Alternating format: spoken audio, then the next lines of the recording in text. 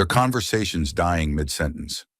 The baby kicked just as Richard's hand struck her cheek, she would tell herself later, trying to make sense of the moment that changed everything. Richard Hayes adjusted his black tie jacket with practiced calm, his voice dropping to that controlled whisper she'd learned to fear. "Smile, Charlotte. Everyone's watching." His grip on her elbow tightened as photographers captured what would look like an intimate moment between the city's golden couple, the tech millionaire, and his pregnant wife at their annual charity auction appearance. Charlotte forced her practiced society smile, the same one she'd perfected during 3 years of marriage to her millionaire husband. Her emerald gown, specially tailored to elegantly showcase her pregnancy, now felt like a costume in a play she never auditioned for. The fabric clung to her swollen belly, advertising the air that had supposedly secured her position in Richard's world. "Ladies and gentlemen, welcome to our annual Children's Hospital fundraiser," announced Walter Davidson from the podium, his voice carrying over the murmur of recovery. "Tonight, we'll raise funds for the new pediatric wing that will serve families throughout our community." Charlotte's hand instinctively moved to her cheek where Richard's ring had left a slight mark. The baby kicked again, more insistently this time, as if sensing her distress through the wall of her womb. She'd read that babies could feel their mother's stress hormones, and tonight her body was flooded with them. The ballroom sparkled with crystal chandeliers and the glitter of diamonds at every throat. These were Richard's people, the tech elite, old money families, and social climbers who measured worth in portfolio values and property locations. Charlotte had once felt honored to be included in their ranks. Now she felt like an imposter wearing someone else's life. "Mrs. Hayes, you look absolutely radiant," gushed Patricia Wellington, approaching with her husband in tow. "Pregnancy suits you beautifully." "Thank you," Charlotte managed, her voice steadier than she felt. "We're very excited about the baby." Richard's hand found the small of her back, a gesture that appeared supportive but felt possessive. "Charlotte's been reading every parenting book she can find. Very thorough. My wife." The patronizing tone made Charlotte's stomach clench. Very thorough, as if her preparation for motherhood was a hobby rather than the most important thing she'd ever done. As if her intelligence was something to be managed rather than celebrated. "When are you due?" Patricia asked. 8 weeks, Charlotte replied, then caught herself. "Well, 7 weeks and 4 days. Richard chuckled indulgently. "She counts every day. I keep telling her babies come when they're ready, not when we plan for them." Charlotte bit back her response. She counted every day because each one brought her closer to becoming responsible for another human being. Each day mattered when you were preparing to protect someone completely dependent on you. But explaining that would only earn her another lecture about pregnancy hormones making women overly emotional. That's when she saw him across the crowded room, and her carefully constructed world began to crumble. Tyler Morrison stood near the silent auction tables, his familiar brown eyes meeting hers across 20 feet in 8 years of separation. He wore confidence differently, now earned rather than inherited. The shy college boy she'd loved had become a man who commanded attention without demanding it. His dark hair was shorter now, touched with silver at the temples that made him look distinguished rather than old. The nervous energy that used to make him fidget during finals week had been replaced by the steady calm of someone who'd found his place in the world. Charlotte's breath caught in her throat. Tyler. Here. Tonight. The universe's sense of timing had always been questionable, but this felt particularly cruel. Richard followed her gaze and his jaw tightened like a steel trap. Of all the charity events in this city, Morrison had to choose ours. "You know him," Charlotte kept her voice carefully neutral, though her heart was hammering against her ribs. "Investment banker. Morrison Financial. He's been making waves in the tech acquisition space." Richard's tone carried the grudging respect one successful man afforded another. Aggressive negotiator. Takes what he wants without apology. Charlotte almost laughed at the irony. If Richard only knew that Tyler Morrison had once been the gentlest soul she'd ever known. The man who'd held her while she cried over failed organic chemistry exams. Who'd driven 4 hours to surprise her on her birthday with her favorite coffee from their old campus hangout. Who'd respected her enough to let her go when she chose Richard's financial security over their uncertain future. The baby kicked again, and Charlotte wondered if children could sense their mother's regrets through the amniotic fluid. "Charlotte, darling, you look pale." Dorothy Hayes materialized beside them like a disapproving specter in Chanel. Richard's mother had perfected the art of sounding concerned while delivering criticism. Perhaps you should sit down. Pregnant women shouldn't overtax themselves at public events. I'm fine, Dorothy. Just warm in here. It's the hormones, dear. They make women overheated and emotional. Richard, perhaps Charlotte should go home early tonight. Charlotte's hands clenched into fists at her sides. The narcissistic abuse had become so normalized in Richard's family that Dorothy dispensed it like dinner conversation. Every suggestion was really a command. Every expression of concern was really a criticism. Every piece of advice was really a way to maintain control. I'm staying for the entire auction, Charlotte said firmly. It's for the children's hospital. This is important. Richard's smile never wavered, but his voice carried a warning. Of course, darling. Whatever makes you happy. Whatever makes you happy. The phrase that meant exactly the opposite in Richard's vocabulary. He'd say it right before explaining why her happiness was impractical, expensive, or inappropriate for someone in her position. Someone married to a millionaire husband with a reputation to maintain. Tyler had moved closer during their conversation, now standing just one table away, close enough that Charlotte could see the small scar above his left eyebrow from the time he'd walked into a tree branch while reading a biology textbook. Close enough to notice that he still wore his father's vintage watch, despite clearly having the means to afford something more expensive. Their eyes met again, and Tyler's expression softened with something that looked like sympathy. Not pity. Tyler had never pitied anyone but genuine concern. The same look he'd given her during senior year when she'd been stressed about graduate school applications and her parents' divorce proceedings. Shall we find our table? Richard's hand pressed against her back, steering her away from Tyler's section of the room. The auction starts soon, and I want to review the catalog one more time. As they walked toward their assigned table near the front of the ballroom, Charlotte caught a glimpse of Tyler watching her retreat. His expression was unreadable now, but something in his posture suggested he was calculating more than just auction bid amounts. The baby kicked again, and Charlotte placed both hands over her belly, whispering a silent promise. Whatever happens tonight, little one, I'll make sure you grow up knowing your worth isn't determined by someone else's approval. She just hoped she'd remember how to value herself the same way. Charlotte excused herself to the ladies' room, her heart racing from more than pregnancy hormones. The ornate powder room off the main ballroom felt like a sanctuary. All marble surfaces and soft lighting that forgave the dark circles under her eyes. In the gilt-framed mirror, she studied the faint red mark on her cheek and wondered how many of the 300 guests had noticed it. The bathroom door opened with a gentle whoosh, and Margaret Thompson entered, her silver dress rustling against the marble floor. Maggie had been Charlotte's closest friend since college, the one person who'd known her before Richard, before the millionaire husband transformed her from Charlotte Mitchell into Charlotte Hayes. Honey, are you okay? Maggie's reflection appeared beside Charlotte's in the mirror, her warm brown eyes filled with concern. Half the room saw what happened out there. Charlotte's hands trembled as she reapplied her lipstick, trying to restore the perfect society wife mask. It was nothing. Richard's just stressed about the quarterly reports. The tech sector's been volatile. That wasn't stress, Charlotte. That was control. Maggie's voice dropped to a whisper as another woman entered a nearby stall. And Tyler Morrison is out there asking questions about you. Charlotte's lipstick tube clattered into the marble sink. He's asking what kind of questions? The kind that suggest he still cares about your welfare. Maggie retrieved the lipstick and handed it back. How long has it been since someone asked about you instead of asking about Richard's wife? The question hit harder than Charlotte expected. When was the last time someone had been interested in her thoughts, her feelings, her dreams beyond her function as Richard's spouse and the mother of his heir? The narcissistic abuse had been so gradual, so carefully disguised as protection and guidance, that she'd almost forgotten she used to be a person with her own opinions and aspirations. Maggie, what did you tell Tyler about my marriage? Nothing he couldn't see for himself. Maggie's reflection met Charlotte's eyes in the mirror. But maybe it's time someone reminded you of who you used to be.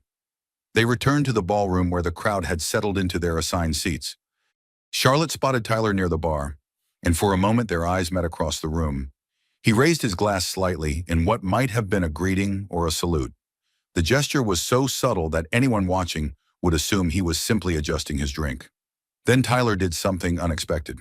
He approached their table with 2 glasses of sparkling cider, weaving through the crowd with the easy confidence of someone who belonged in these circles, but hadn't forgotten where he came from. Charlotte, his voice was exactly as she remembered, warm, steady, completely without pretense. I brought you some cider. Figured you might want something alcohol-free. He offered her the glass without making it obvious to the entire table that he was accommodating her pregnancy. The thoughtfulness of it nearly brought tears to her eyes. Richard would have made a production of ordering her a special drink, announcing to everyone within earshot that his pregnant wife needed special consideration. Tyler simply provided what she needed without fanfare. Thank you, she managed, accepting the glass. Richard appeared beside them with the precision of a guided missile. Morrison? His voice carried the chill of a January morning. Hayes. Tyler's smile never wavered. Congratulations on the pregnancy. When are you due? 8 weeks, Charlotte answered before Richard could speak. How wonderful. Children are such blessings. Tyler's eyes held warmth that Richard's never had, even in their early dating days. I imagine you're both very excited. Dorothy Hayes materialized on Richard's other side like backup arriving at a crime scene. Mr. Morrison, isn't it I believe I knew your mother? Lovely woman. Such a shame about your father's business troubles. Charlotte watched Tyler's expression remain pleasantly neutral, despite Dorothy's obvious attempt to establish social hierarchy. The Morrison family had indeed faced financial difficulties when Tyler was in high school, but he'd worked his way through college and built his investment firm from nothing. His success was earned, not inherited. My father taught me that setbacks are just setups for comebacks, Tyler replied smoothly. Morrison Financial has done quite well for itself. Oh yes, I'm sure. Dorothy's tone suggested she was anything but sure. These new money success stories are so inspiring. The insult was delivered with such practiced elegance that anyone overhearing might think it was a compliment.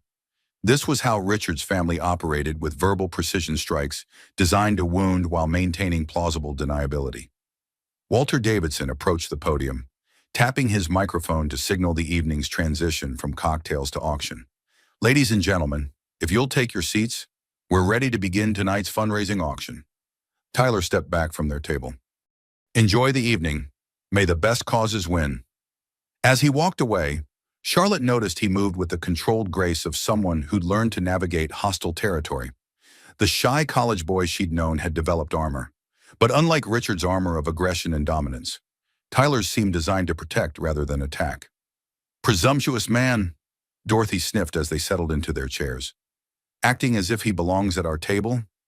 He was being polite. Mother, Richard said. Though his tone suggested he agreed with Dorothy's assessment, Charlotte sipped her cider and watched Tyler take his seat 3 tables away. He'd positioned himself with a clear view of the auction podium and an equally clear view of her table. Whether that was intentional or coincidental, she couldn't tell. The first auction item was announced, and Charlotte felt the energy in the room shift from social pleasantries to competitive focus. These people didn't just attend charity auctions to support good causes, they attended to display their wealth, to establish their position in the social hierarchy, to prove their superiority over their peers. Our first item tonight is a week in the Hamptons cottage, donated by the Davidson family, Walter announced from the podium. This charming waterfront property offers privacy, luxury, and access to some of the East Coast's most exclusive beaches. Bidding starts at $5,000. Richard leaned forward in his chair, his paddle ready.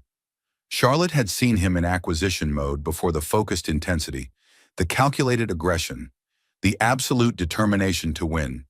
In business, these qualities had made him incredibly successful.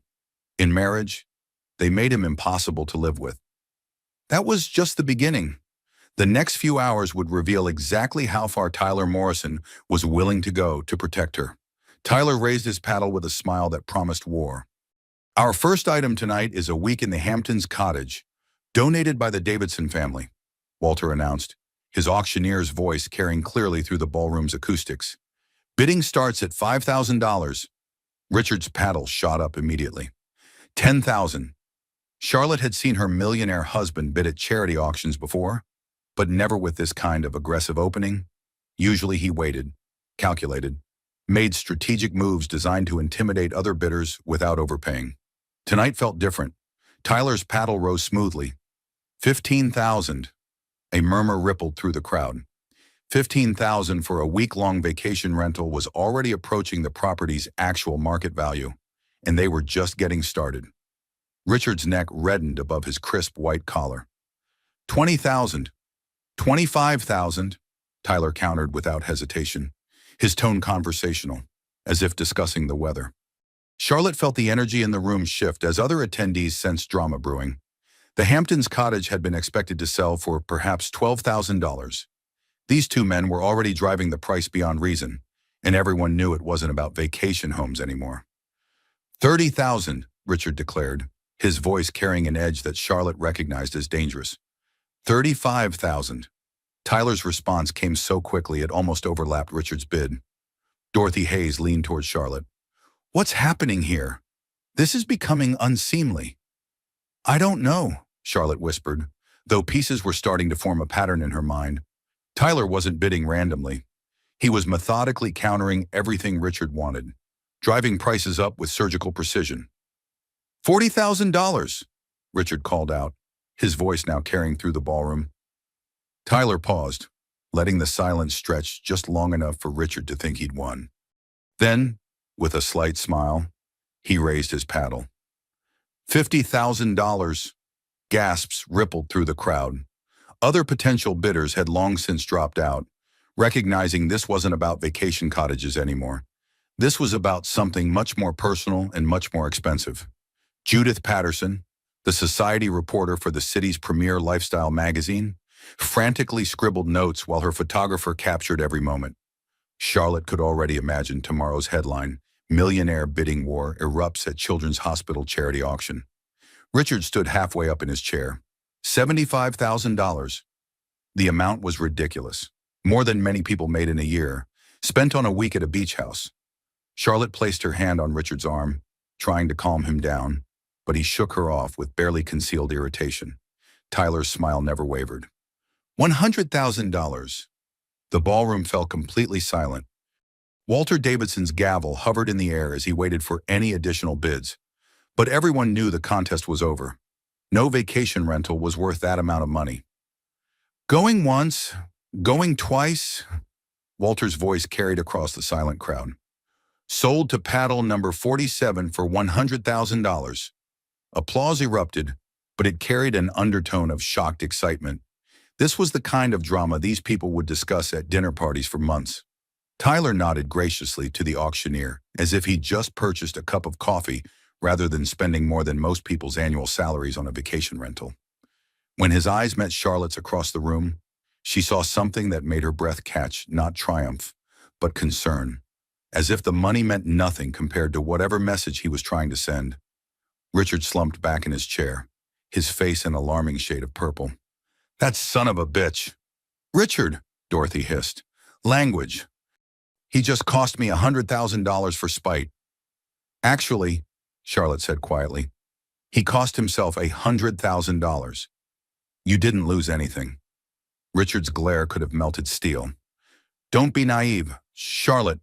This was about humiliation, not vacation homes." Walter Davidson had moved on to the next item while Richard steamed in his chair.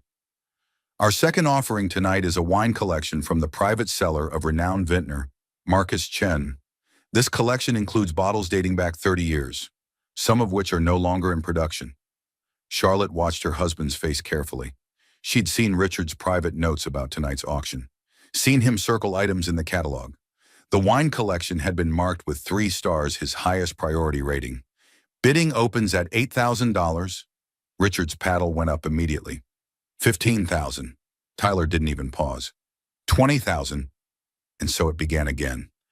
The same pattern, the same escalating tension, the same feeling that Charlotte was watching something much larger than a charity auction unfold before her eyes. 25,000, Richard called out, his voice tight. 30,000, Tyler responded. Charlotte found herself studying Tyler's face across the room. He looked completely relaxed, as if he had unlimited funds and unlimited time to spend them. But more than that, he looked like he was enjoying himself. Not in a cruel way, but with the satisfaction of someone executing a carefully planned strategy. $40,000, Richard announced, standing slightly to make sure his bid was seen. 50,000, Tyler countered immediately. Dorothy gripped Charlotte's arm. This is madness. Someone needs to stop this. But Charlotte was beginning to understand that this wasn't madness at all. This was chess, played with auction paddles and charity fundraising. Tyler was systematically targeting every item Richard wanted, driving up prices not out of spite, but out of some deeper motivation she was only beginning to grasp. $60,000, Richard shouted, his composure completely gone now. Tyler's pause was longer this time. He appeared to consider his options, consulting what looked like notes in his auction catalog. Then he smiled and raised his paddle. $75,000. Walter's gavel fell for the second time. Sold to paddle number 47. The crowd's murmur was louder now, excited and speculative. 2 items. 2 victories for Tyler Morrison. 2 humiliating defeats for Richard Hayes. The math was starting to look less like coincidence and more like strategy. That's when Charlotte realized the terrible truth about her marriage and why Tyler Morrison was really there. Richard turned to her with fury blazing in his eyes. Did you tell Morrison what items I wanted? Of course not, Charlotte protested. How would I even? You've been planning this. Richard's voice dropped to that dangerous whisper again. You and Morrison, laughing at me behind my back. Richard, you're being paranoid. I haven't spoken to Tyler in 8 years. But even as she said it, Charlotte realized Richard might not be entirely wrong. Not about her conspiring with Tyler, that was impossible, but about Tyler's knowledge of Richard's preferences. Someone had told Tyler exactly which items her millionaire husband valued most. Someone who knew Richard's patterns, his pride points, his vulnerabilities. Someone who'd been watching both of them very carefully. Charlotte's eyes found Maggie across the room, and her best friend's slight nod confirmed what Charlotte was beginning to suspect. This wasn't coincidence. This was intervention, disguised as charity auction drama. And Tyler Morrison was just getting started. Next, we have a stunning diamond necklace from Cartier, valued at $30,000, Walter continued, his voice maintaining professional composure, despite the obvious tension filling the ballroom. This exquisite piece features 18 carats of brilliant cut diamonds in a classic tennis setting. Charlotte's breath caught. She'd admired that necklace in the catalog, mentioning it to Richard just that morning over breakfast. He'd dismissed it as unnecessary extravagance for someone in your condition, suggesting that pregnant women had no business wearing expensive jewelry. The narcissistic abuse was always delivered as practical advice. Richard never said, "You don't deserve beautiful things." Instead, he'd frame his control as concern for her welfare or guidance about appropriate behavior for someone married to a millionaire husband with a public image to maintain. Richard's paddle shot up immediately. 35,000. 40,000, Tyler responded before the auctioneer could even acknowledge Richard's bid. Charlotte watched her husband's face cycle through emotions: surprise, anger, and something that looked almost like panic. This wasn't business competition anymore. This was personal warfare conducted through charitable donations. How does he know? Richard muttered, his grip on Charlotte's hand becoming painful. Every item I've marked in the catalog, every piece you've mentioned wanting. Charlotte's pulse quickened. Know what? Every single thing I've prioritized tonight? Richard's eyes narrowed as he studied Tyler across the room. Someone fed him information. The bidding war continued with increasing intensity. Richard bid 50,000. Tyler countered with 60,000. The necklace's appraised value became irrelevant as pride in territory took precedence over financial sense. $75,000, Richard announced, his voice carrying through the now silent ballroom. Tyler paused, appearing to consult his notes again. Charlotte found herself holding her breath, wondering if this would be the item where Tyler finally backed down. The amounts being discussed were staggering, even for people with substantial wealth. $85,000, Tyler called out, his voice calm and steady. Richard's hand tightened on Charlotte's wrist until she had to bite her lip to keep from wincing. $100,000. $100,000 for a $30,000 necklace. Charlotte thought about all the children who could be helped with that amount of money, all the medical equipment that could be purchased for the hospital they were supposedly supporting. Tyler smiled and raised his paddle one final time. $125,000. Walter's gavel fell with finality. Sold to paddle number 47. The applause was scattered now, more nervous than celebratory.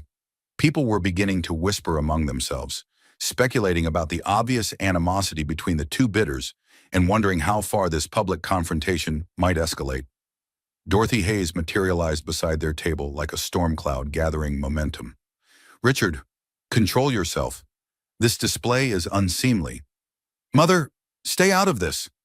That young man is making you look foolish," Dorothy hissed, her voice carrying further than she intended. "And your wife is enjoying every moment of it." Charlotte's face burned with embarrassment and anger. "I'm not enjoying anything about this evening." "Aren't you?" Dorothy's gaze was sharp as broken glass. "Your old boyfriend humiliating your husband in front of 300 witnesses? I'd say you're getting exactly what you wanted." The accusation hit like a physical blow.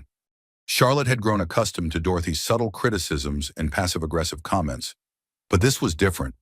This was a direct attack on her loyalty and character, delivered in front of their entire social circle. "I didn't know Tyler would be here tonight," Charlotte said quietly. "I haven't spoken to him in 8 years." "But you wanted to," Dorothy replied with cruel satisfaction. "Any fool can see that." Walter had moved on to the next auction item while their family drama played out in whispered arguments. "Our fourth offering tonight is a collection of vintage wines from the Bordeaux region, including several bottles from exceptional years." Richard's notes had marked this collection with 2 stars. Not his highest priority, but definitely something he'd wanted to acquire. Charlotte watched him study Tyler across the room, trying to calculate whether continuing this bidding war was worth the financial and social cost. Bidding opens at $12,000. Richard hesitated for just a moment before raising his paddle. $15,000. Tyler's response was immediate. $20,000. $25,000. Richard countered, but his voice lacked the aggressive confidence of earlier bids. $30,000. Tyler called out. Charlotte could see her husband's internal struggle playing out across his face. His pride demanded that he continue fighting, but his business instincts were warning him about the escalating costs. Each bid was making him look more desperate and less in control. $35,000, Richard announced, but even Charlotte could hear the uncertainty creeping into his voice. Tyler appeared to consider this bid more carefully than the others. He consulted his notes, looked toward Charlotte's table, then raised his paddle with what looked like reluctance. $40,000. The gavel fell again. Sold to paddle number 47. 4 items, 4 victories for Tyler Morrison, 4 increasingly expensive defeats for Richard Hayes.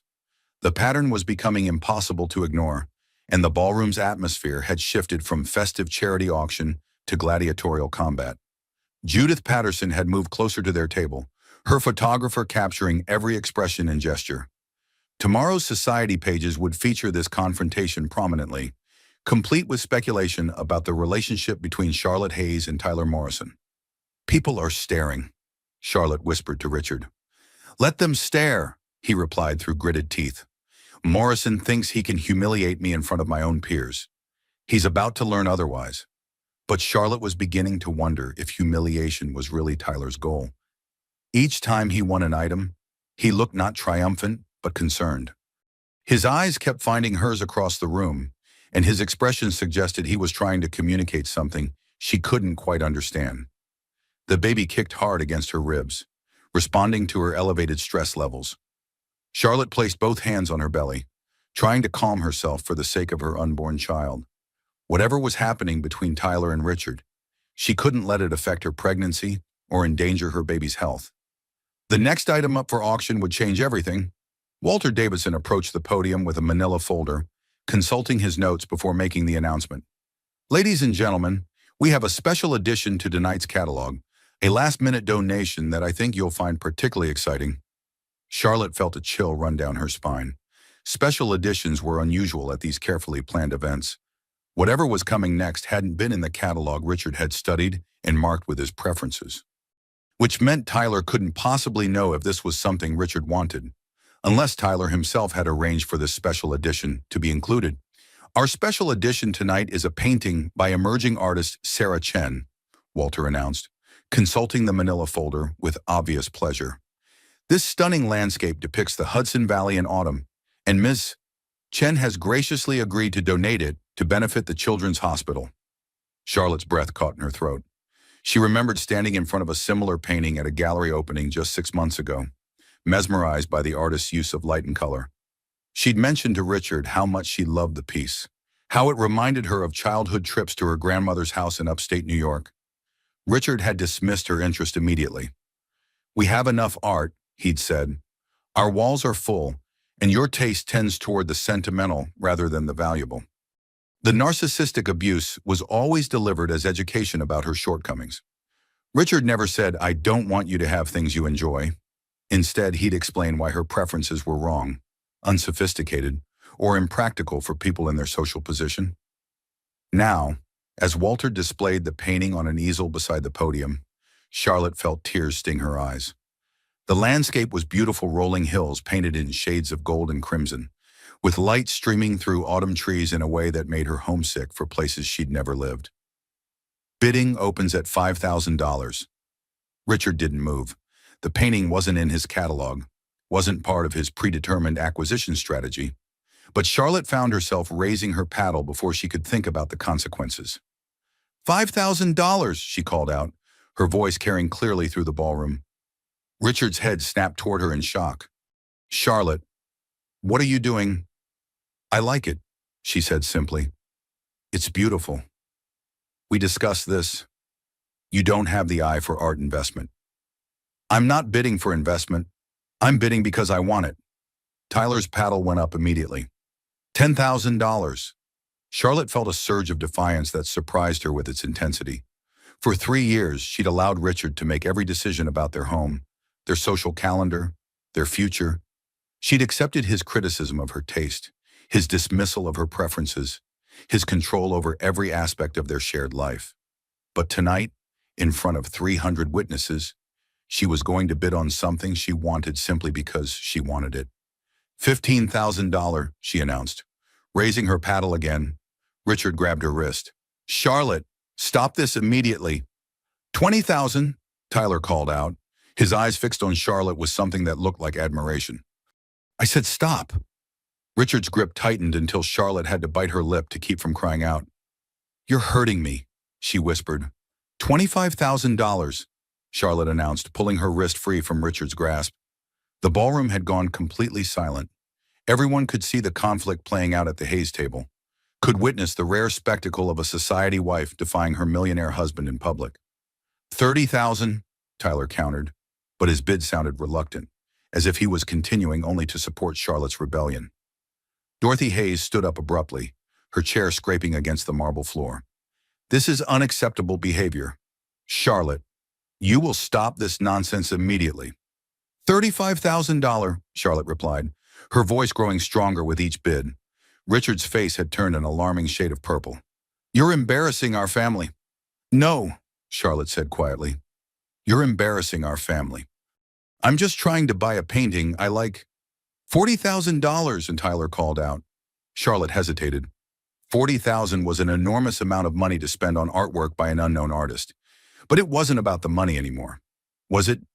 It was about her right to want something, to express a preference, to make a choice about her own environment. $45,000, she announced. "That's enough." Richard's shout carried through the ballroom's perfect acoustics.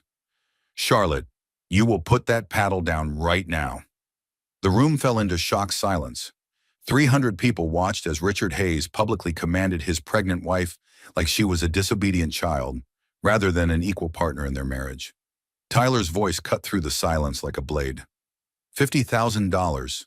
His bid wasn't about the painting anymore. It was about giving Charlotte a way out of the public confrontation, allowing her to lose the bidding war gracefully, rather than continue defying her husband in front of their entire social circle. Walter's gavel hung suspended in the air as he waited for any additional bids. Charlotte's paddle remained in her lap. Her rebellion ended by Tyler's kindness rather than Richard's commands. Going once, going twice. Sold to paddle number 47 for $50,000. Applause erupted, but it sounded forced and uncomfortable. Everyone had witnessed something that felt too private for public consumption a marriage's power dynamics laid bare for all to see. Richard stood up so abruptly that his chair toppled backward. "We're leaving. Now." "The auction isn't over," Charlotte protested. "It is for us." Richard's voice carried the authority of someone accustomed to absolute obedience. "Get your coat." Charlotte remained seated, her hands folded over her pregnant belly. "No." The single word dropped into the silence like a stone into still water. Richard's shocked expression suggested he'd never heard his wife refuse a direct command before. "Excuse me, I said no." "Richard, I'm not leaving." "People are watching," Dorothy hissed. "Think about your reputation." "I am thinking about my reputation," Charlotte replied. "I'm thinking about what kind of woman I want people to see when they look at me." Tyler had approached their table during the confrontation, moving with the careful precision of someone entering a volatile situation. "Is everything all right here?" "Everything's fine," Richard snapped. "This is a private family matter." "It stopped being private when you started shouting at your pregnant wife in front of 300 people," Tyler replied calmly. "Don't you dare tell me how to treat my wife. Someone should, since you clearly don't know how." The insult hung in the air like smoke from a fired gun. Richard's hands clenched into fists at his sides, and for a moment Charlotte thought he might actually swing at Tyler in front of the entire ballroom. "Gentlemen," Walter Davidson appeared with 2 security guards flanking him. "Perhaps we could continue this conversation somewhere more private." "There's nothing to discuss," Richard declared. "Morrison has been systematically targeting every item I wanted tonight, driving up prices out of spite." "I've been supporting a children's hospital charity," Tyler replied. "If that threatens you, perhaps you should examine your priorities." What happened next shocked everyone, including Charlotte herself. Richard raised his hand toward Charlotte again, his rage finally overriding his concern for public appearances. But this time, instead of flinching or making excuses, Charlotte stood up to meet his approach. "Don't," she said clearly. "Don't you dare." The words carried through the ballroom's acoustics, reaching every corner of the room.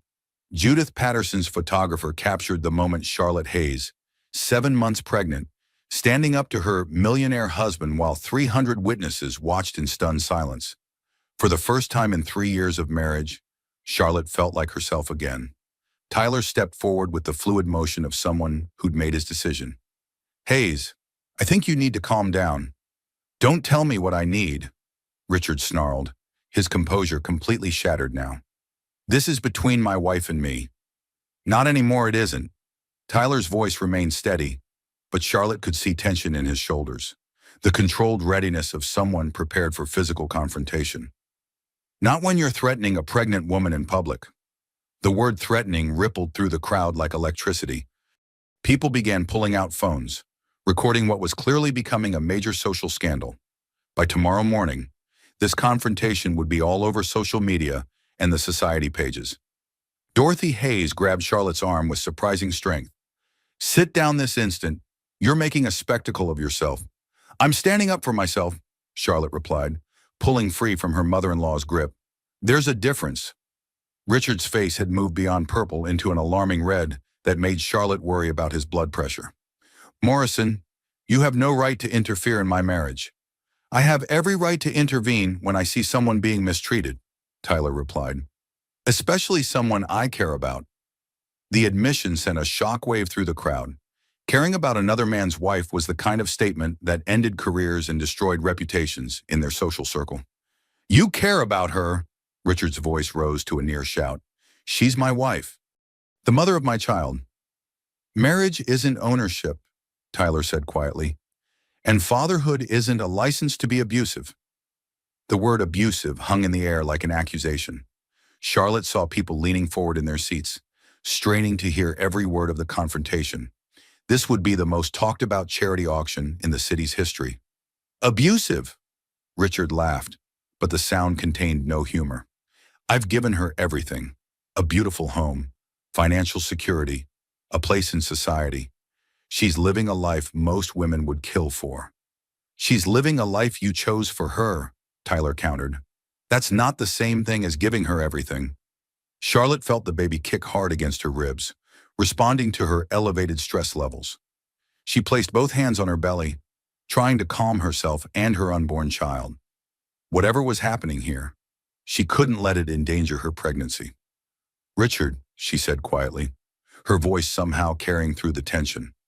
"Please, people are watching. Our baby. Our baby," Richard turned his fury on her.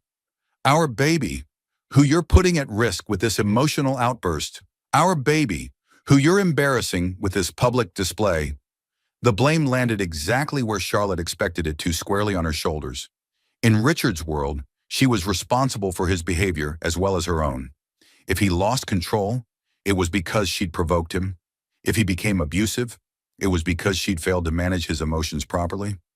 The narcissistic abuse was so complete, so thoroughly integrated into their relationship, that even Charlotte sometimes believed she was the problem.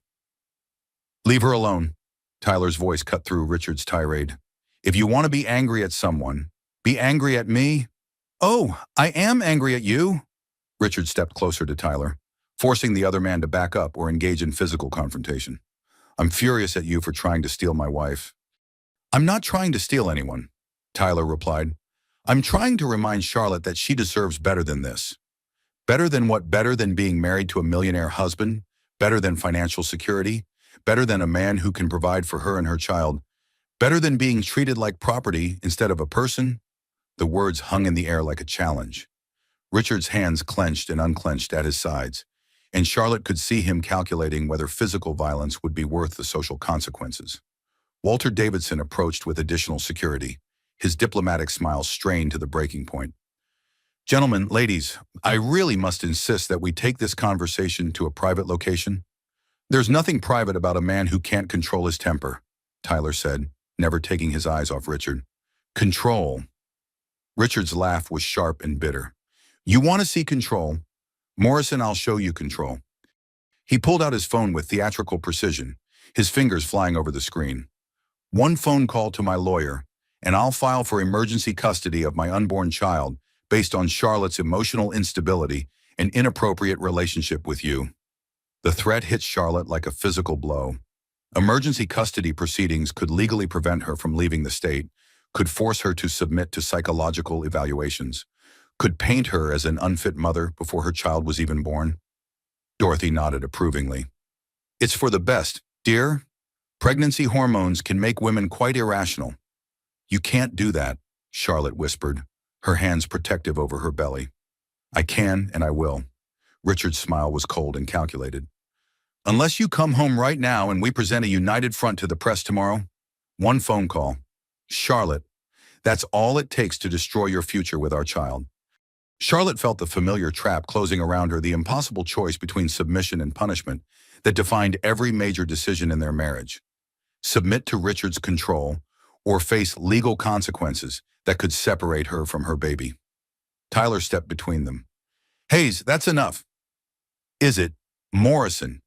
Because from where I stand, you've been interfering in my marriage all evening, deliberately bidding against me, encouraging my wife's defiance, undermining my authority in front of our peers." "Your authority?" Tyler's voice carried a dangerous edge now. "Over another human being? Over my wife and my unborn child? Yes." The possessive language made Charlotte's skin crawl. "My wife, my child." As if she and the baby were objects to be owned rather than people to be loved. That's when Charlotte realized she'd reached her breaking point. "Stop," she said quietly. Both men turned toward her, but Charlotte's eyes were fixed on her husband. "Stop talking about me like I'm not here. Stop making decisions about my life without asking what I want. Stop treating me like I'm your property instead of your partner." Richard's expression shifted from anger to something that looked almost like panic.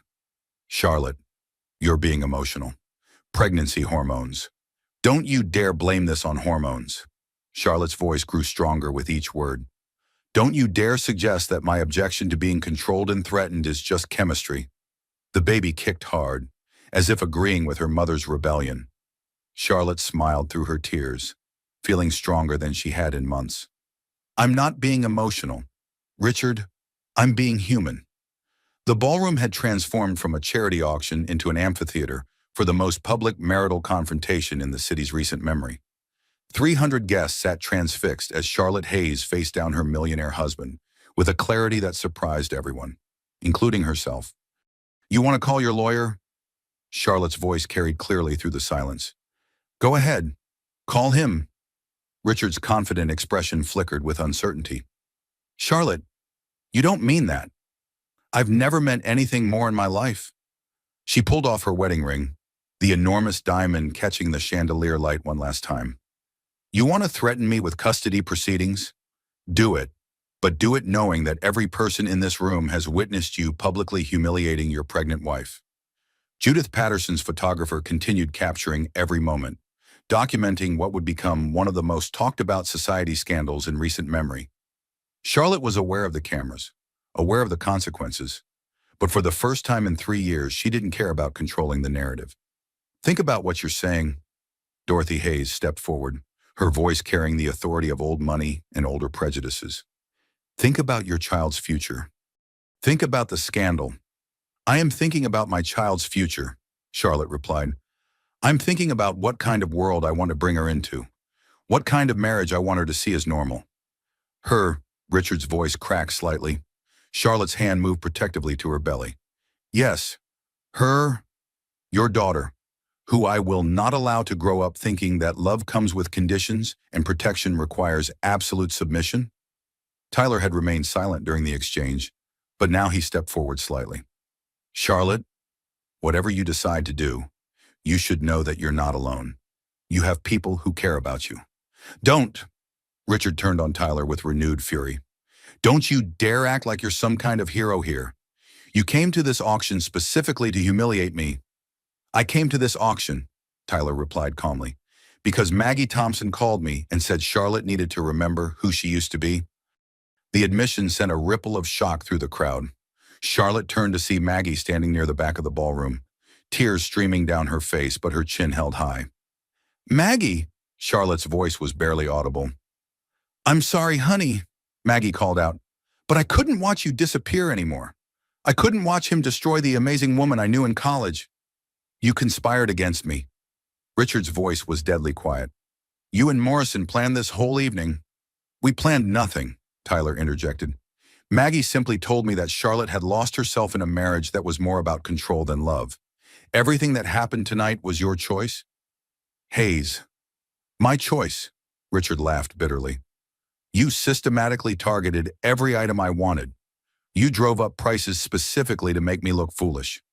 I bid on auction items to support a children's hospital, Tyler replied. If that made you look foolish, perhaps you should examine why you felt threatened by charitable giving. Charlotte watched the exchange with growing clarity. Tyler hadn't come to rescue her. He'd come to remind her that she could rescue herself. The bidding wars, the strategic outmaneuvering, even his willingness to confront Richard publicly, all of it was designed to show her that she had allies, that she wasn't as powerless as she'd believed. The final auction item would provide Charlotte with the perfect metaphor for her new beginning. Walter Davidson returned to the podium, flanked by security guards who positioned themselves strategically around the room. His diplomat's smile was strained but professional as he raised his hands for attention. Ladies and gentlemen, given the intensity of this evening's proceedings, we have one final item to auction, a last-minute addition that seems particularly appropriate. He gestured toward an easel being wheeled onto the stage. On it sat a blank white canvas in a simple wooden frame. This represents possibility, Walter announced. A fresh start, a blank slate for someone to create their own masterpiece. All proceeds will benefit the Children's Hospital's new wing, which will provide fresh starts for countless young patients. The symbolism wasn't lost on anyone in the room. Charlotte stared at the blank canvas and saw her future uncertain. Yes, but hers to create. Bidding opens at $1,000. Charlotte looked at the paddle still clutched in her hand. She was registered as an independent bidder, not as Richard's proxy. Her own name, her own financial account, her own choice. $5,000, she called out, raising her paddle for what felt like the first time in her life. Richard stared at her in shock. Charlotte, what are you doing, creating my own masterpiece? She replied. Tyler's smile was radiant as he raised his own paddle. $10,000. $15,000, Charlotte countered, entering into the kind of playful competition she remembered from their college days, not aggressive or hostile, but joyful and supportive. $20,000, Tyler called out, his eyes twinkling with the same warmth she remembered from their undergraduate years. Other voices began joining in. Grace Sullivan, a pregnant woman Charlotte had met briefly during cocktails, raised her paddle. 25,000 for new beginnings everywhere. Margaret Thompson stepped forward from the back of the ballroom. 30,000 for friends who remind us who we really are. Soon other women throughout the room were bidding, not competing against each other, but building on each other's contributions.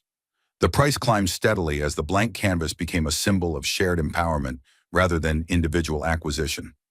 $60,000, called out a woman Charlotte didn't recognize. For all the women who need reminding that they're worth more than they've been told. When Walter's gavel finally fell, the blank canvas had sold for $78,000 to a collective of women who'd spontaneously decided to support each other's fresh starts. But the real surprise came when Charlotte realized what her new beginning would actually look like. Richard's face had gone ashen as he watched his wife receive congratulations and support from women throughout the ballroom. Phone numbers were exchanged. Offers of guest rooms were made. Business cards were pressed into Charlotte's hands. "This is insane," Dorothy muttered. "Absolutely insane." Tyler approached slowly, his expression carefully neutral. "Charlotte, I want you to know tonight wasn't about winning you back. It was about reminding you that you deserve better." "I know," Charlotte replied, surprising herself with how calm she felt. "And I want you to know that I don't need a knight in shining armor, but I might need a friend." "Friends I can do," Tyler smiled. "The best relationships start there anyway." As the crowd began to disperse, Charlotte found herself surrounded by an unexpected support network. Women she'd known only casually were offering genuine assistance lawyers' names, safe places to stay, emotional support during what would undoubtedly be a difficult transition. Richard stood alone near their abandoned table, his mother beside him but no one else approaching. The man who'd seemed so powerful just hours ago now looked isolated and diminished, his authority revealed as nothing more than the willingness to intimidate those weaker than himself. Charlotte placed her hand on her belly, feeling her daughter kick with what seemed like approval. "It's going to be okay, little one," she whispered. "We're going to be just fine." For the first time in 3 years, she actually believed it. The ballroom had largely emptied, leaving behind scattered chairs, abandoned auction paddles, and the lingering tension of a public confrontation that would be discussed in society circles for years to come. Charlotte stood near the auction table, surrounded by business cards and phone numbers from women who'd spontaneously formed a support network around her moment of rebellion. Richard remained by their original table with Dorothy, his lawyer now on speakerphone, providing urgent counsel about damage control and legal strategies. The confident millionaire husband who'd entered the evening was gone, replaced by a man scrambling to maintain authority that had been revealed as illusory. "Mrs. Hayes," Grace Sullivan approached with gentle concern. "I wanted to make sure you had somewhere safe to stay tonight." The question hit Charlotte with unexpected force. In 3 years of marriage, she'd never considered that she might need somewhere other than her own home to feel safe. The realization was both liberating and terrifying. I hadn't thought that far ahead," Charlotte admitted. "You can stay with me," Maggie offered immediately. "David's out of town on business, and I have a guest room with everything you might need." Tyler, who'd been standing at a respectful distance, stepped forward. "Charlotte, you should know that whatever legal threats Richard makes, they're mostly bluster. Emergency custody requires proof of immediate danger to the child, not disagreement with your husband's authority." "How do you know that?" Charlotte asked. "Because I called my attorney 20 minutes ago," Tyler replied with a slight smile. "Turns out investment bankers need good lawyers too." Richard appeared beside them with the sudden intensity of a storm front. "Morrison, I want you to stay away from my wife. She's not property." "Hayes," Tyler replied calmly. "She can choose who she talks to. She's pregnant with my child and having some kind of emotional breakdown caused by seeing you again."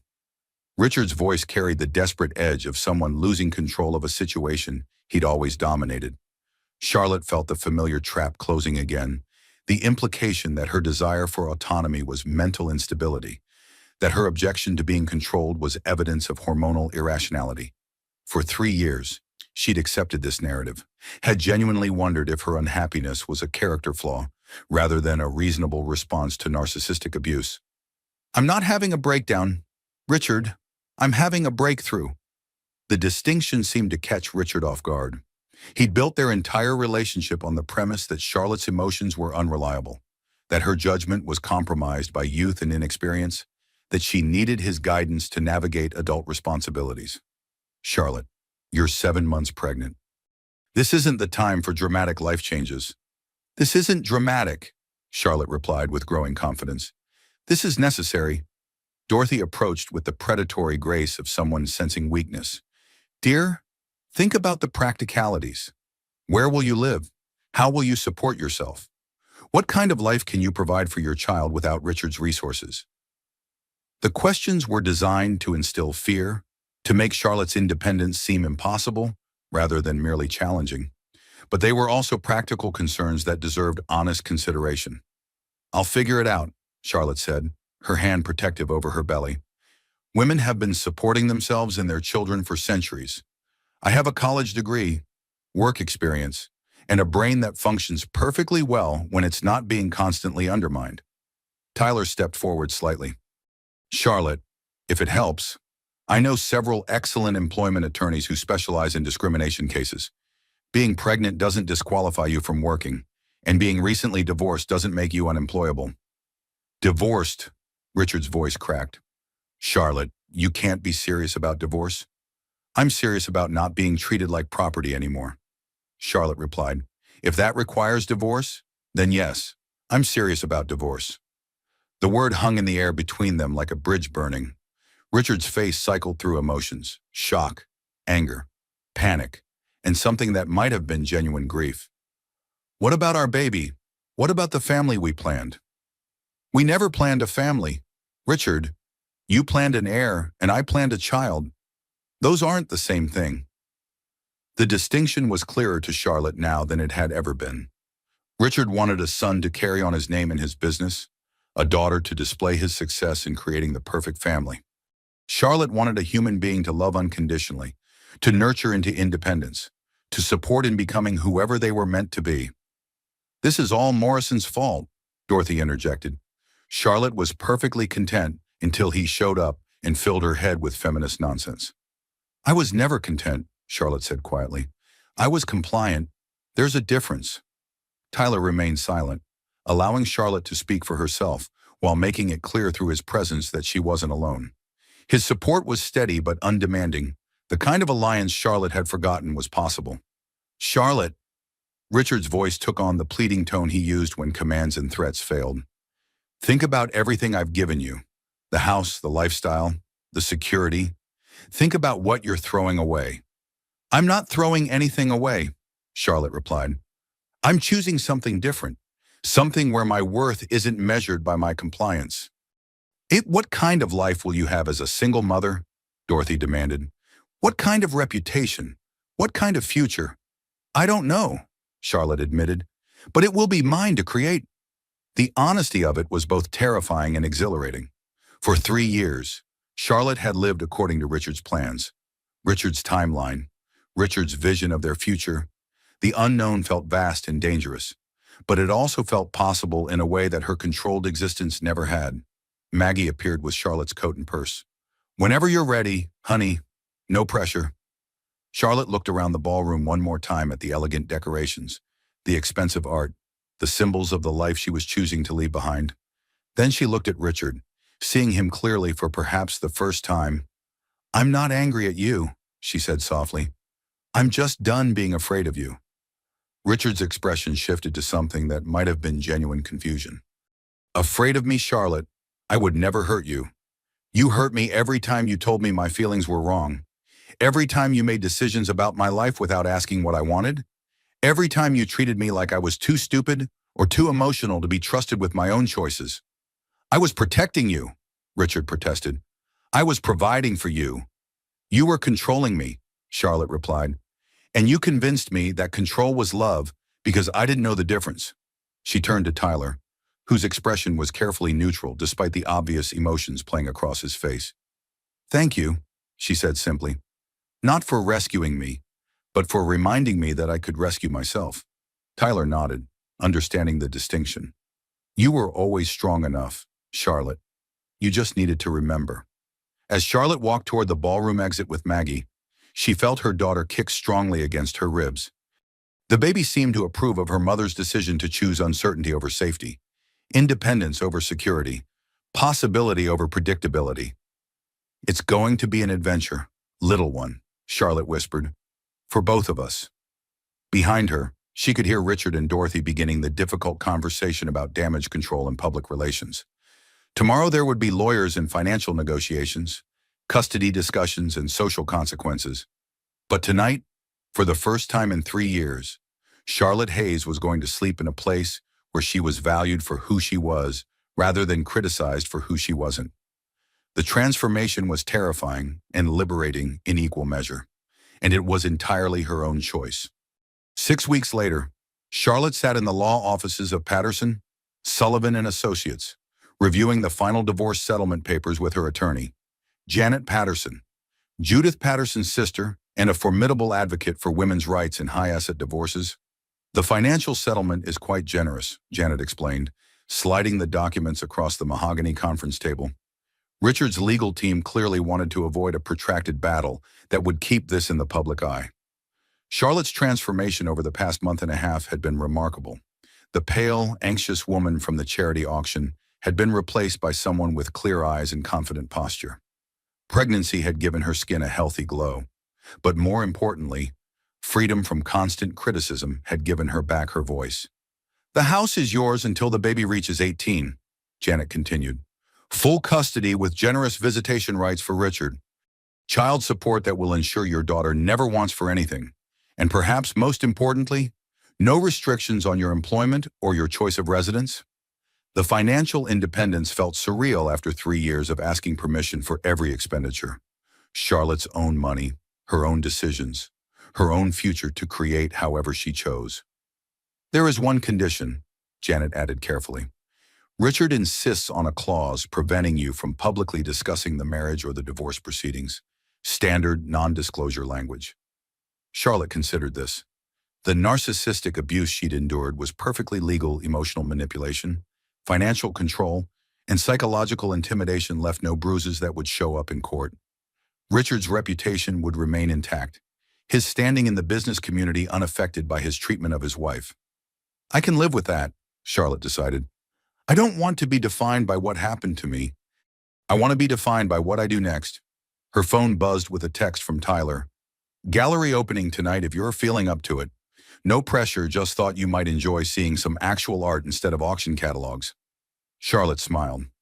Tyler had been true to his word about friendship. He'd provided emotional support during the difficult early days of separation, helped her find good lawyers, even recommended an excellent obstetrician when she decided to switch from Richard's high society doctor to someone who treated her like a person rather than a trophy wife producing an heir.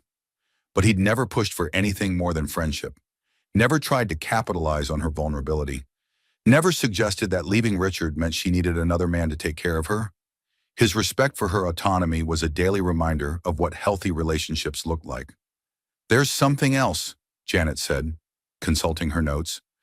"Tyler Morrison has made an interesting offer regarding the painting." "What painting?" "The Sarah Chen landscape he won at the auction. He wants to sell it to you for exactly what you bid, $45,000. He says it was always meant to be yours anyway." Charlotte's eyes filled with tears. The painting had become a symbol of everything she'd wanted, but been told she couldn't have. Tyler's gesture wasn't romantic. It was a recognition of her right to own beautiful things simply because they brought her joy. "Tell him yes," Charlotte said, "and ask him if he'd like to help me hang it in the nursery." An hour later, Charlotte stood in what would become her daughter's room, watching Tyler carefully position the landscape painting where morning light would illuminate it perfectly. The house felt different now, not like Richard's showcase, but like a home where a child could grow up seeing beauty valued for its own sake. "A little to the left," Charlotte directed, one hand supporting her now 8-month belly. "Careful with the supervision," Tyler teased gently. "I might start thinking you're as controlling as your ex-husband." "Never," Charlotte laughed. "Although I reserve the right to have opinions about art placement in my own home."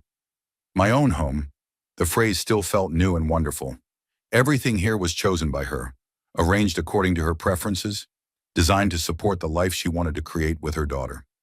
Tyler secured the painting and stepped back to admire their work. It looks perfect there. Your daughter will grow up seeing something beautiful every day. That's the idea, Charlotte said softly. I want her to know that beauty has value even when it's not practical. That wanting something lovely isn't frivolous or selfish. She'll know, Tyler said with quiet confidence. Because you'll teach her that her preferences matter, that her voice deserves to be heard, that love doesn't come with conditions. The baby kicked hard, as if agreeing with this assessment of her future. Charlotte had started thinking of these kicks as her daughter's way of participating in conversations, offering opinions about the world she'd soon enter. Tyler, Charlotte said carefully, I want you to know how grateful I am for your friendship, for everything you've done to help me remember who I am. You were always who you are, Tyler replied. Richard just convinced you to hide it for a while.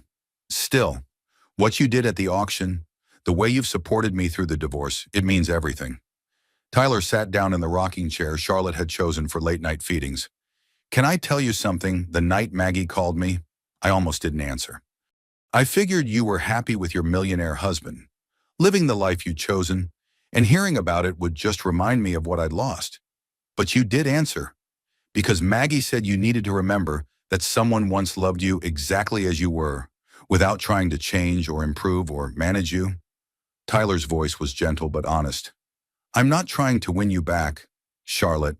I'm trying to help you win yourself back. Charlotte felt tears sting her eyes, not from sadness, but from the profound relief of being understood. Mission accomplished, she said softly. Her phone rang, interrupting the moment. The caller ID showed her literary agent's number, and Charlotte's heart jumped with anticipation. Sarah, please, tell me you have good news.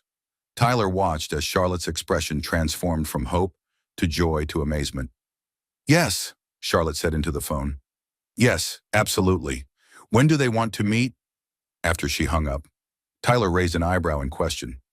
That was my agent, Charlotte explained, barely containing her excitement. The children's book manuscript I've been working on, Luna Learns to Fly, Random House wants to publish it. They're offering a 3-book deal. Charlotte, that's incredible. Tyler stood up to hug her, careful of her pregnant belly. You're going to be a published author. I'm going to be a working mother with my own career and my own income, Charlotte corrected, the full implications hitting her. My daughter will grow up watching her mother do work she loves, not just work she's allowed to do. The financial independence from Richard's settlement had given Charlotte security, but this offered something even more valuable: purpose and creative fulfillment that belonged entirely to her. What's the book about? Tyler asked. A little bat who's afraid to fly, Charlotte explained. Everyone tells her that bats are supposed to fly, that it's natural and easy, but Luna is terrified of leaving the safety of her cave, until one night when she realizes that being brave doesn't mean not being scared, it means flying anyway. Tyler's smile was radiant. That's perfect. That's absolutely perfect. As if in agreement, the baby kicked with unusual vigor. Charlotte laughed, placing both hands on her belly. I think someone approves of Mommy's career choice. The late afternoon light slanted through the nursery windows, illuminating the landscape painting in warm gold tones. The room felt complete now, not just furnished, but filled with the promise of a life built on love rather than control, creativity rather than compliance, hope rather than fear. Charlotte looked around the space where her daughter would spend her earliest days and felt a profound sense of peace. This child would grow up knowing that women could support themselves, that mothers could have dreams beyond their children, that love meant encouragement rather than limitation. She's going to be amazing, Tyler said quietly, following Charlotte's gaze around the room. Yes, Charlotte agreed, her hand protective over her belly. She is. For the first time since the charity auction that had changed everything, Charlotte felt ready for whatever came next. The unknown no longer felt terrifying, it felt full of possibility, and that possibility belonged entirely to her and her daughter to explore together. 3 months after her daughter's birth, Charlotte sat in her favorite coffee shop, laptop open, working on the 2nd book in her Luna series, while baby Emma slept peacefully in her stroller. The domestic scene was unremarkable, a new mother juggling work and childcare, but for Charlotte, it represented a revolution. Emma Catherine Hayes had arrived 2 weeks early, as if eager to begin her life in a world where her mother's happiness wasn't considered selfish. The birth had been everything Charlotte had hoped for, supported by friends she'd chosen, in a hospital where she was treated as the primary decision-maker about her own body, with Tyler holding her hand through the difficult hours when she needed someone who believed in her strength. Richard had visited the hospital, of course. He'd held his daughter with appropriate tenderness, posed for the requisite photographs, and written the substantial check that would fund Emma's college education. But even in those first moments, Charlotte had seen the difference between biological connection and emotional investment. Richard saw Emma as his daughter, an extension of his legacy. Charlotte saw Emma as her own person, complete and perfect, exactly as she was. "Excuse me, are you Charlotte Hayes?" A young woman approached their table hesitantly. "I was at the charity auction. I'm getting divorced too, and I wanted to thank you." These encounters had become common over the past few months. Women would recognize Charlotte at the grocery store, at baby classes, at coffee shops throughout the city. The charity auction confrontation had become legendary in certain circles, not as a scandal, but as inspiration. "I hope everything is going well for you," Charlotte replied warmly. "It's terrifying," the woman admitted, "but watching you stand up to your husband that night, it reminded me that I didn't have to accept being treated badly just because I'd made the mistake of marrying someone who turned out to be controlling." After the woman left, Charlotte returned to her laptop where Luna was learning that the sky was bigger than she'd imagined from inside her cave. The metaphor wasn't subtle, but Charlotte's editor assured her that children's books could afford to be direct about important truths. Emma stirred in her stroller, making the soft sounds that meant she'd be hungry soon. Charlotte saved her work and lifted her daughter into her arms, marveling as she did every day at the fierce protectiveness that motherhood had awakened in her. "What do you think, baby girl?" Charlotte whispered as Emma latched on to nurse. Should Luna learn to navigate by starlight or by her own internal compass? Nursing had become Charlotte's thinking time. The forced stillness, the biological connection with her daughter, the quiet intimacy of providing exactly what Emma needed it all, created space for creativity that Charlotte had never experienced during her controlled marriage. Her phone buzzed with a text from Tyler. "Saw the Times review of your book this morning. Congratulations on the starred review." Charlotte smiled. Tyler had kept his promise about friendship, maintaining exactly the right distance while offering exactly the right support. He sent articles about children's literature, remembered Emma's pediatrician appointments, and celebrated Charlotte's professional victories without making any romantic assumptions about their future. The friendship was healing in ways Charlotte was still discovering. Tyler's respect for her autonomy, his genuine interest in her thoughts and goals, his ability to support without controlling all of it, served as a daily reminder of what healthy relationships look like. Emma finished nursing, and Charlotte burped her gently, enjoying the weight of her daughter against her shoulder.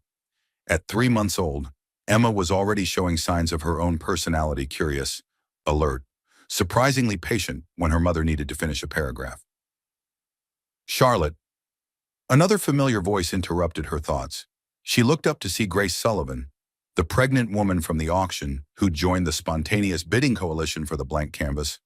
"Grace, how are you? How's the baby?" "Perfect," Grace beamed, gesturing toward her stroller where a newborn slept peacefully. "Little James arrived last month. I wanted to thank you again for that night at the auction." "Thank me. You were part of what made it special." "You started something," Grace explained.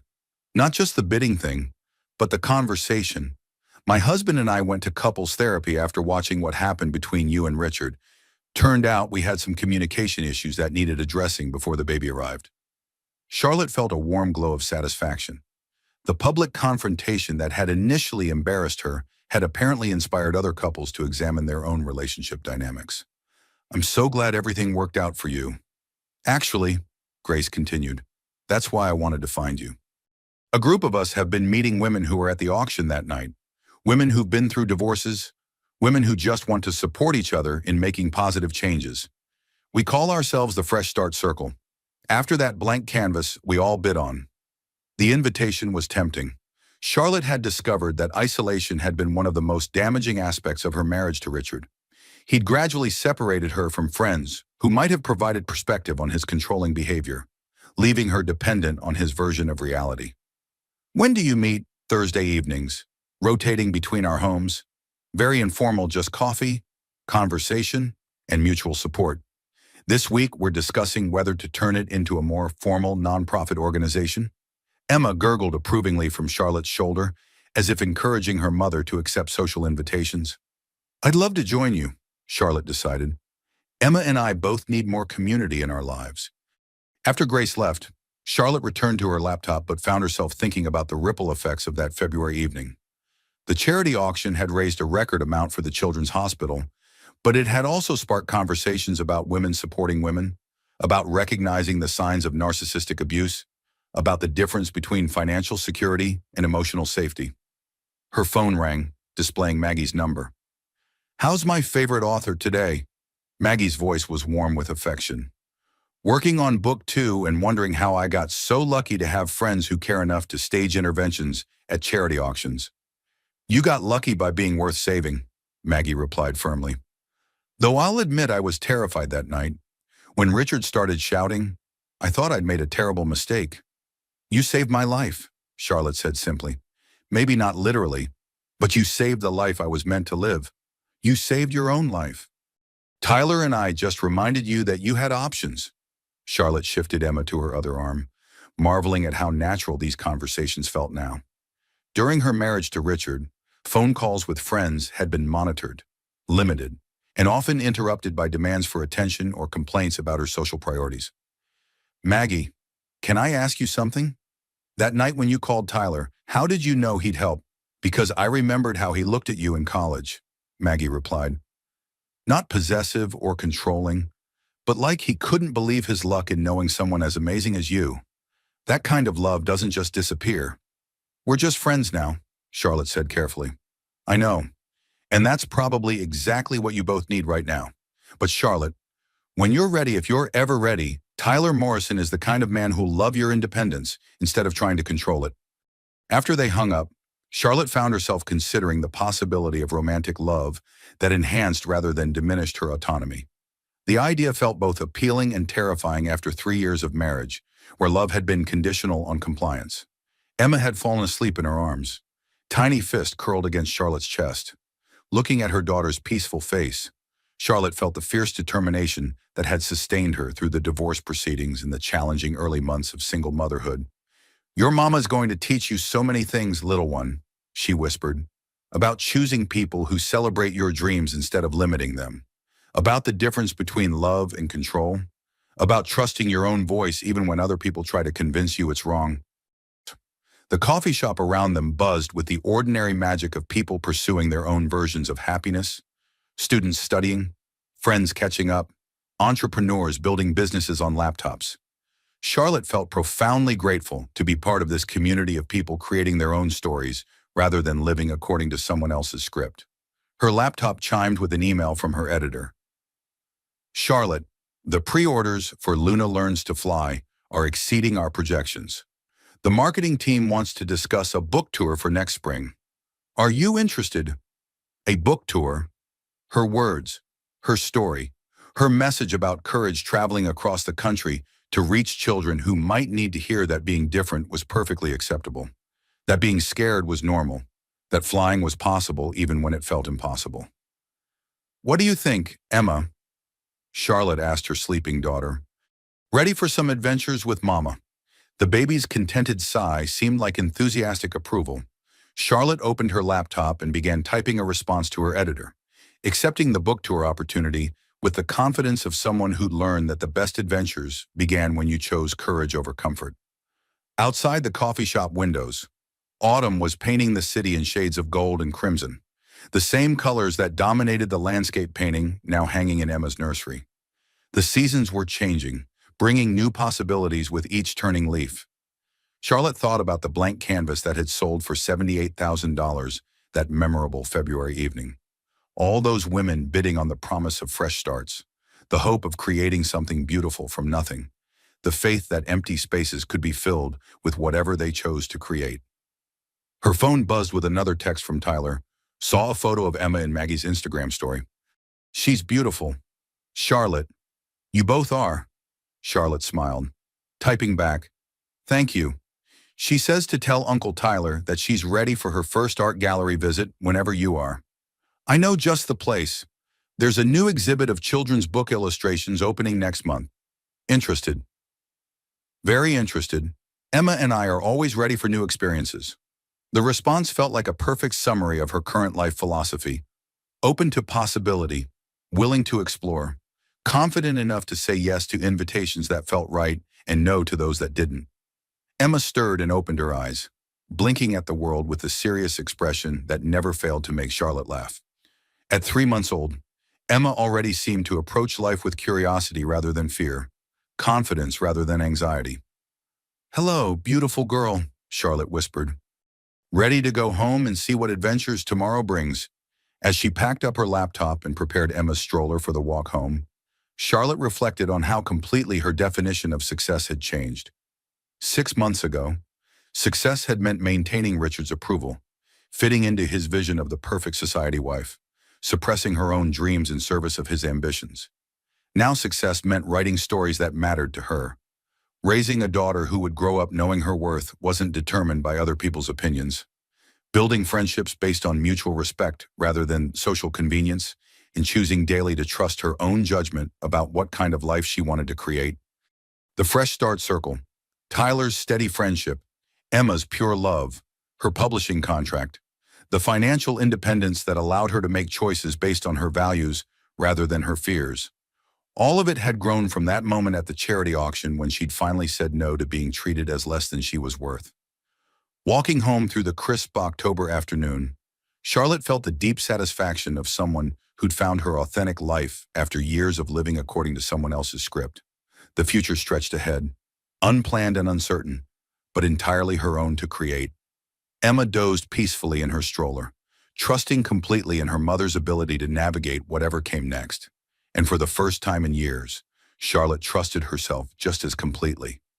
The transformation was complete, but the adventure was just beginning. 3 blocks from home, Charlotte's phone rang with a call from her literary agent. Charlotte, I have incredible news. The film rights to Luna Learns to Fly have been optioned by a major studio. They want to develop it as an animated feature. Charlotte stopped walking, Emma's stroller perfectly still on the sidewalk as the magnitude of this opportunity sank in. Her story about a little bat learning to trust her own wings was going to become a movie that could reach millions of children around the world. They specifically mentioned that they love the book's message about courage and independence, her agent continued. The producer said it reminded her of her own journey leaving an abusive relationship. Standing there on an ordinary Tuesday afternoon, holding her sleeping daughter while learning that her creative work was going to touch lives in ways she'd never imagined, Charlotte felt the profound gratitude of someone who'd discovered that the most extraordinary life was often built from the decision to honor your own truth. Yes, she said into the phone, her voice steady with quiet joy. Absolutely yes. Because that, Charlotte had learned, was always the right answer when opportunities aligned with your authentic self. The blank canvas she'd bid on that transformative February evening had become exactly what she'd hoped, a masterpiece painted in shades of courage, love, and hope, with plenty of room left for whatever beautiful surprises tomorrow might bring. As Charlotte and Emma continued their walk home, the autumn sun painted everything in golden light, and the future felt as limitless as the sky Luna had finally learned to navigate with confidence and grace. The story was complete, but the best chapters were still to come.